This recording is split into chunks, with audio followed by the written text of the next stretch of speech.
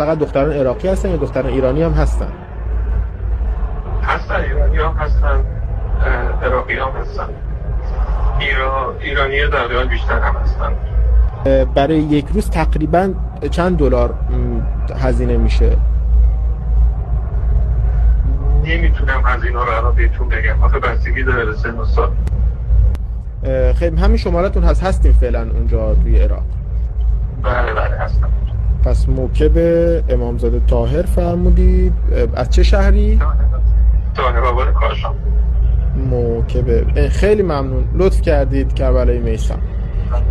قربان شما، خدا نگهدار.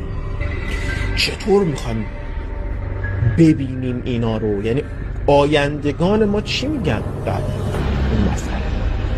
گفتن دخترانتون رو میبردید اونجا و بعد فیلماش میومد که با نظامی عراقی تو 1 ساعت 2 ساعت صیغه کرده بود.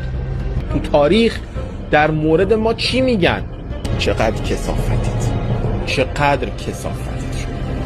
شما از اون چیزکش توی پاتایا که دختر داره وای میسه اونجا میرقصه کثافت تری، چون به اسم دین دخترها رو میبرید اونجا، چون چادر سرش میکنید بعد این چادر فاطمه زهراست، بیا اونجا، برو زیر عراقی، برو زیر این کشوری اون کشوری،